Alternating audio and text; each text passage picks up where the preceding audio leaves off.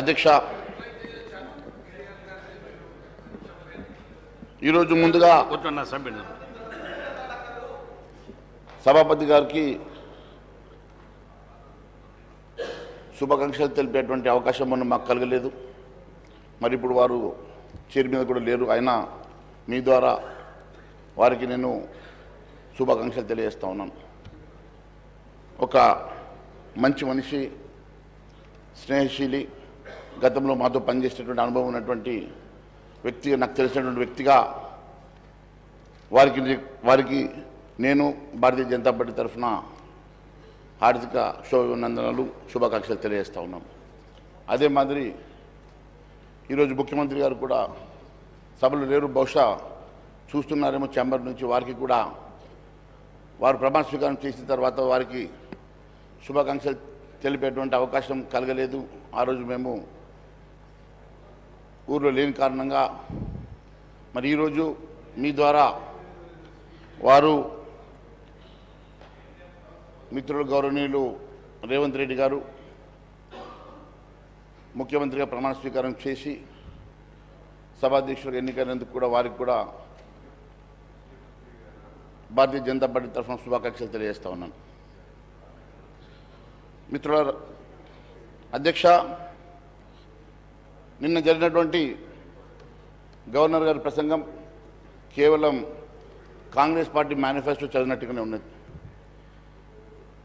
హామీలు వారు చదివారు కానీ దాని ఇంప్లిమెంటేషన్ కానీ కార్యాచరణ కానీ ఏమి చెప్పకపోవడం కొంచెం బాధాకరంగా ఉన్నది. కార్యాచరణ చెప్పి ఉంటే బాగుండేదని చెప్పి మేము భావిస్తూ ఉన్నాం. కేవలం మేనిఫెస్టోకు చట్టబద్ధత లేకుంటే ఆ మేనిఫెస్టోకు విలువ ఉండదు. చట్టబద్ధత కోసం ముఖ్యమంత్రి గారు సంతకం చేశారు. బహుశా అధికారులు దాని మీద కసరత్తు చేస్తున్నారేమో. కానీ ఎంతసేపు 6 గ్యారంటీల విషయమే మాట్లాడుతూ ఉన్నారు కానీ మరి మిగిలిన 412 హామీల గురించి ఈ ప్రభుత్వం మాట్లాడడం లేదు. 412 హామీలు 421 హామీలు మాత్రమే తక్కువగా ఉన్నాయి. 412 హామీలు ఇచ్చారు. మాట్లాడితే 6 హామీల గురించే పదే చెప్తా ఉన్నారు. మరి చట్టబద్ధత ఎప్పటికల్లా చేస్తారు? మరి ఈ సభలోనే చట్టబద్ధత తీసుకొస్తే బాగుంటుందని చెప్పి మేము భావిస్తూ ఉన్నాం. కేవలం ఈ సెషన్లోనే దాన్ని పెట్టి ఆమోదించాలని చెప్పి మేము కోరుతా ఉన్నాం. ప్రజావాణి పరిష్కార వేదిక కావాలి కానీ కేవలం పబ్లిసిటీ షో కోసం కాదని చెప్పి మేము తెలియజేస్తూ ఉన్నాం. ప్రజావాణి పేరు మీద కేవలం పబ్లిసిటీ చేసుకోవాలని ప్రయత్నం చేస్తే భారతీయ జనతా పార్టీ తరఫున ఊరుకునే సమస్య లేదు. మీరు పదే ప్రజల తమ కష్టాలు, సమస్యలు, బాధలు, ఆవేదనలు చెప్పుకునేందుకు ప్రజావాణి కార్యక్రమాన్ని ఆర్భాటంగా మొదలుపెట్టినామని చెప్పుకున్నటువంటి ముఖ్యమంత్రి గారు సీఎం క్యాంప్ ఆఫీసులో ప్రజా దర్బారుని ప్రతిరోజు నడిపిస్తారని చెప్పుకున్నారు. ప్రతిరోజు దర్బారు నడిపిస్తామని చెప్పి ఈరోజు కేవలం వారానికి 2 రోజులు మాత్రమే మరి ప్రజా దర్బారు అని చెప్పి మళ్ళీ మాట మార్చారు. ప్రతిరోజు నడిపిస్తామని చెప్పారు. మరి అదే ప్రజావాణి ఈరోజు నడుస్తున్నటువంటి 2 రోజుల ప్రజావాణి రేపు మరి సీఎం గారు కొత్త క్యాంప్ ఆఫీసులో వేరుగా పెడతారా, ఇక ఇదే ప్రజావాణిని వారు నడిపిస్తారా? మరి ఈ ప్రజావాణి నడిపిస్తే మరి ముఖ్యమంత్రి గారు వారి మంత్రివర్యులందరూ కూడా రోజు కూర్చొని అర్జీలు తీసుకుంటారా? అధికారులతో సహా కూర్చొని వెంటనే పరిష్కారం చేస్తారా? దాని మీద కూడా మరి ప్రజలకు స్పష్టత ఇవ్వాల్సినటువంటి అవసరం ఉందని తెలియజేస్తా ఉన్నాను. ఇప్పుడు రూపొందించిన కార్యక్రమం వారం రోజులకు బదులుగా 2 రోజులు అనడం నిజంగా ప్రజల్ని తప్పుదో పట్టించడంగానే మేము భావిస్తూ ఉన్నాం. మా ఎమ్మెల్యేలందరూ నియోజకవర్గాల్లో ప్రతిరోజు ప్రజా దర్బారులో ఉంటారని చెప్పారు. ఇప్పటికీ కూడా అవి ఎక్కడ కూడా మొదలైన దాఖలాలు కనబడడం లేదు. మహేశ్వర రెడ్డి గారు ప్రగతి భవన్ పేరుకే గవర్నర్ ధన్యవాదాలు. దాని మీద ఇవన్నీ అదే మాట్లాడుతున్నానండి. గవర్నర్ ప్రసంగంలో మాట్లాడిన అధ్యక్ష గవర్నర్ ప్రసంగంలో మాట్లాడించిన నేను చెప్తా ఉన్నాను. సబ్జెక్ట్ ప్రగతి భవన్ ప్రజాభవన్గా మారింది, ప్రజల వినియోగంకి మాత్రం రాలేదు. ఈరోజు ప్రగతి భవన్లో మీరు గతంలో ముఖ్యమంత్రి గారు చెప్పినట్టుగా ప్రగతి భవన్ హాస్పిటల్గా మారుస్తామన్నారు.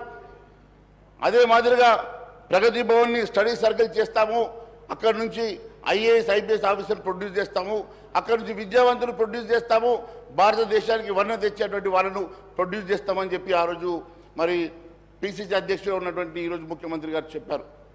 మరి దాన్ని ప్రగతి భవన్ని ఈరోజు ప్రజా దర్బార్గా ఒకసారి మారుస్తే మరి ఉప ముఖ్యమంత్రి గారి రెసిడెన్స్గా కూడా ఒక భవనాన్ని ఇచ్చారు. మరి మీరు ఇచ్చినటువంటి హాస్పిటల్, మీరు హామీ ఇచ్చినటువంటి హాస్పిటల్ కానీ, మీరు హామీ ఇచ్చినటువంటి మరి స్టడీ సర్కిల్ కానీ మరి ఇక్కడ కూడా కనబడతలేదు. మరి దాని విషయంలో కూడా ప్రజలు స్పష్టత కావాలని కోరుకుంటా ఉన్నారు. అదే మాదిరిగా కేసీఆర్ సర్కారు చేసినటువంటి అప్పుల కుప్పల గురించి గవర్నర్ గారు ప్రసంగంలో మీరు మాట్లాడారు, ప్రసంగంలో చెప్పారు. మరి మీరు ఇంకా అదనంగా అప్పులు చేద్దామన్నా, లేకుంటే ఈ అప్పుని చూయించి ఈ అప్పుల కుప్పల్ని చూయించేసి ఇచ్చిన హామీల్ని తప్పించుకోవాలని ప్రయత్నం చేస్తే ప్రజలు ఊరుకునే సమస్య లేదని చెప్పి తెలియజేస్తా ఉన్నాను. ఇది అప్పులను సాగుగా చూపించేసి ఇచ్చినటువంటి హామీల్ని నెరవేర్చకుండా తప్పించుకుంటే ప్రజలు ఊరుకోరని చెప్పి కూడా తెలియజేస్తా ఉన్నాను. రాష్ట్ర పరిస్థితి దుర్భరంగా ఉందని, రాష్ట్ర సర్కారు దాదాపు 5 లక్షల కోట్ల రూపాయలు అప్పు ఉందని చెప్పేసి పదే చెప్తా ఉన్నారు. రాష్ట్ర పరిస్థితి దయనీయంగా ఉన్న సంగతి, అప్పుల సంగతి ప్రజలకు మనందరికీ తెలిసిన సంగతి.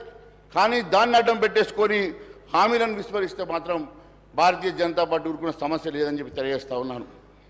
కాంగ్రెస్ వన్నీ అవి కానీ హామీలు ఎన్నో ఉచిత హామీలు ఇచ్చి ఎన్నో భారీ హామీలు ఇచ్చినా కూడా కాంగ్రెస్ పార్టీకి వచ్చింది కేవలం పోటాపోటీ మెజార్టీ మాత్రమే. మ్యాజిక్ ఫిగర్కి కేవలం 4 మాత్రమే ఎక్కువగా వచ్చాయి. ఇన్ని రకాలుగా హామీలు ఇచ్చినా ప్రజలు మాత్రం వారికి పెద్ద పట్టం కట్టలేదు. కేవలం మార్జిన్ మ్యాజిక్ ఫిగర్కి దగ్గరలోనే మాత్రం ఇచ్చారు. అంటే ఖచ్చితంగా వీరందరూ కూడా ఇచ్చిన హామీలను స్వయంగా పిసిసి అధ్యక్షుడు రేవంత్ రెడ్డి గారు కూడా ఒక స్థానంలో ఓడిపోయారంటే గతంలో ఎన్నడూ కూడా ముఖ్యమంత్రి ఓడిపోయి ముఖ్యమంత్రి అయినటువంటి సందర్భాలు గతంలో ఈ రాష్ట్రంలో లేవు. ప్రజలు ఒకవైపు పట్టం కడుతూనే మరోవైపు వాద పెట్టారు. కాబట్టి గమనించాల్సిందిగా నేను కోరుతా ఉన్నాను. రేవంత్ రెడ్డి గారు నిజంగా అదృష్టవంతుడు. ఒక స్థానంలో ఓడిపోయినా కూడా ఈరోజు ముఖ్యమంత్రి అయ్యాడు కాబట్టి ఖచ్చితంగా వారు ఇచ్చినటువంటి హామీలు నెరవేరుస్తారన్న మాకు విశ్వాసం కొంతవరకు ఉన్నది. ఈరోజు పాలన అనుభవం ముఖ్యమంత్రి గారికి లేకపోయినా వారి మంత్రివర్యులు చాలామంది సీనియర్లు ఉన్నారు. సీనియర్ మంత్రివర్యుల తప్పకుండా వారి సలహాలు సూచనలు తీసుకుంటారని భావిస్తూ ఉన్నాను. వారికి అనుభవం లేకపోయినా ఎంతోమంది సీనియర్ మంత్రులందరూ కూడా వారికి అండగా ఉంటారు కాబట్టి వారి సూచనలు సలహాలు తీసుకొని ముందుకెళ్తారని చెప్పి మేము భావిస్తూ ఉన్నాం. వారు ఐపీఎస్ ఆఫీసర్ కాదు, లేక వారి మంత్రులు కానిస్టేబుల్ హోంగార్డులు కాదు. మహేశ్వర్ రెడ్డి గారు వాళ్ళందరూ కూడా మీరు సబ్జెక్ట్ సార్ నేను మాట్లాడేది సార్ వారు చెప్పిన మాటలు సార్ నేను డివియేషన్ చేయడం లేదు. లేలే మీరు ముఖ్యమంత్రి గారి గురించి సార్ నేను డివియేషన్ చేయడం లేదు సార్. మీరు సబ్జెక్ట్ మాట్లాడండి. నేను సబ్జెక్టే మాట్లాడండి. మీరు మరి ఈరోజు ముఖ్యమంత్రి గారు అందరి సలహాలు సూచనలు తీసుకొని వారు ఈ రాష్ట్రాన్ని ముందుకు తీసుకెళ్తారని చెప్పి మేము భావిస్తూ ఉన్నాం. ఖచ్చితంగా గతంలో ఉన్నటువంటి దూకుడు తగ్గించుకొని వారి యొక్క సమయస్ఫూర్తితో ఈ రాష్ట్రాన్ని ముందుకు నడిపించి ఈ రాష్ట్రాన్ని కాపాడుతారని చెప్పి విశ్వాసాన్ని మేము వ్యక్తపరుస్తూ ఉన్నాం. కొత్త అప్పుల ద్వారా ఈ రాష్ట్రంలో పన్నుల భారాన్ని పెంచొద్దని పన్నులు పెంచకుండానే హామీలు నెరవేర్చాలని చెప్పేసి మేము కోరుతా ఉన్నాం. దాదాపు 42 పేజీల 412 హామీలు నెరవేర్చడానికి ఖచ్చితంగా మీరు ముందుకు రావాలని మేము ఖచ్చితంగా భారతీయ జనతా పార్టీ కన్స్ట్రక్టివ్గా మీరు ఇచ్చేటువంటి మంచి పనులకు మేము మీ వెంట ఉంటాం, లేని పక్షంలో నిరోధిస్తామని చెప్పి కూడా సభాముఖంగా తెలియజేస్తా ఉన్నాం. అధ్యక్ష, ఆర్థిక పరిస్థితి పైన శ్వేతపత్రాలు ఇవ్వాల్సిందిగా కోరుతా ఉన్నాం. ఇందులో కాంగ్రెస్ కొత్తగా ప్రవేశపెట్టినటువంటి స్కీమ్స్కి అవసరమైనటువంటి నిధులు ఎన్ని అవసరం ఉంటాయో అవి చెప్పాల్సిందిగా శ్వేతపత్రం ఇవ్వాల్సిందిగా కోరుతా ఉన్నాం. కాంగ్రెస్ పార్టీ ఇచ్చిన హామీలు నెరవేర్చడానికి మరి కావాల్సినటువంటి నిధులు ఎంత కావాలా, దానికి కావాల్సినటువంటి అవసరాలకు ఏ రకంగా సమకూరుస్తారో మరి ప్రజలకు సభకు తెలియజేయాల్సిన అవసరం ఉందని తెలియజేస్తా ఉన్నాను. కాంగ్రెస్ హామీలు ఎంత మేరకు నిధులు అవసరం ఉందో, ఏ మార్గాల ద్వారా నిధులు తీసుకొస్తారో, ఏ రకంగా మరి అవన్నీ అంశాలు మేము బడ్జెట్ సమావేశంలో ఖచ్చితంగా మాట్లాడతాం. ఇప్పుడు మొన్ననే ప్రభుత్వం ఏర్పాటైంది, కనీసం 100 రోజులను సమయం ఇవ్వాల్సిందిగా మేము ఇవ్వాలని చెప్పి మేము ఈరోజు ఈ నిర్ణయం తీసుకొని మరి ఈ అంశంలో లోతుగా వెళ్లకుండా రేపు బడ్జెట్ సమావేశంలో ఈ అంశాలు మేము మాట్లాడతాం. ఇప్పుడు కనీసం 100 రోజులన్నా వారికి సమయం ఇచ్చిన తర్వాత మేము మాట్లాడిన అంశం మీద ఈరోజు మేము ఆ విషయాలు లోతుగా వెళ్ళడం లేదు.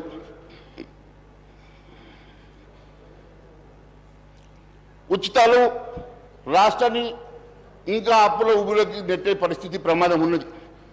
చేపలను ఇవ్వడం కాదు, చేపల్ని పట్టించడం నేర్పడం అవసరం అని చెప్పి వారికి కావాల్సినటువంటి మరి ఉపాధి కల్పించడమే తప్ప ఈ రకంగా ఉచితాల వల్ల మరి పెద్దగా ఉపయోగం లేదని చెప్పి కూడా మేము తెలియజేస్తా ఉన్నాం. భారతీయ జనతా పార్టీ ఇలాంటి హామీలు ఎట్టి పరిస్థితుల్లో సాధ్యం కాదు. ఈ బడ్జెట్కి ఇప్పుడున్నటువంటి బడ్జెట్కి సరిపోదని చెప్పి మాతో పాటు ఎంతోమంది మేధావులు కానీ ఎంతోమంది విశ్లేషకులు చెప్పినప్పటికీ కూడా అవేమి పట్టనట్టుగా మీరు కేవలం అధికారంలో రావాలనే ఆకాంక్షతోటి మాత్రమే ఇష్టానుసారంగా హామీలు ఇచ్చినట్టు కనబడతా ఉంది. మరి ఈ హామీలు ఎంతవరకు నెరవేరుస్తారు, ఈ హామీలు ఎంతవరకు పూర్తి చేస్తారో అని ప్రజలు కూడా ఎదురు చూస్తున్నారని చెప్పి కూడా తెలియజేస్తారు. మహేశ్వర్ రెడ్డి గారు గౌరవ శాసనసభ్యులు గతంలో ఈ రాష్ట్రం బాగుండాలి, అందరికీ ఇళ్ళు రావాలి, అందరికీ ఉద్యోగాలు రావాలి, ఈ రాష్ట్రంలో ఉన్నటువంటి నదీ జలాలన్నీ కూడా రాష్ట్రానికి పారాలి, పంటలు బాగా పండాలి అని మనం అందరం అనుకున్నదే.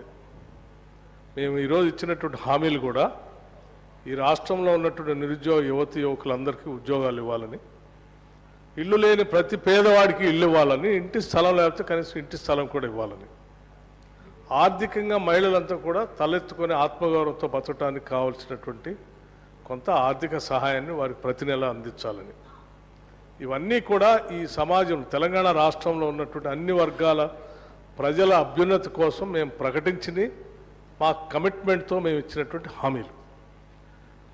ఈ హామీలన్నీ నెరవేరటం కోసం మేమొక్కడే కాదు, ఈ సభలో ఉన్నటువంటి అన్ని రాజకీయ పార్టీలు కూడా కోరుకోవాలి, దానికి కావాల్సినటువంటి సహాయ సహకారాలు అందించాలి.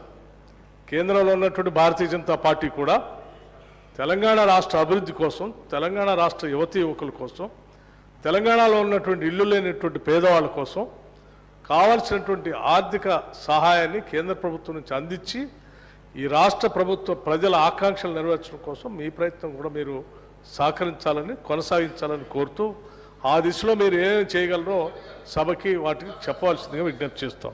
Thank you. ఈరోజు నాగేంద్ర గారు మీ వారి సబ్జెక్టు వారు మాట్లాడుతున్నారు, మీరు మధ్యాహ్నం వచ్చేసరిలా మీరు కూర్చోండి, తర్వాత మాట్లాడుతురు. కానీ నాగేంద్ర గారు కూర్చోండి, తర్వాత మీరు తర్వాత మీకు సమయం వచ్చినప్పుడు మాట్లాడుతారు. కూర్చోండి, మీకు అవకాశం వచ్చినప్పుడు మాట్లాడుతారు. కూర్చోండి, మీకు అవకాశం వచ్చినప్పుడు మాట్లాడుతారు. కూర్చోండి, మీరు కూర్చోండి, కూర్చోండి ప్లీజ్, కూర్చోండి.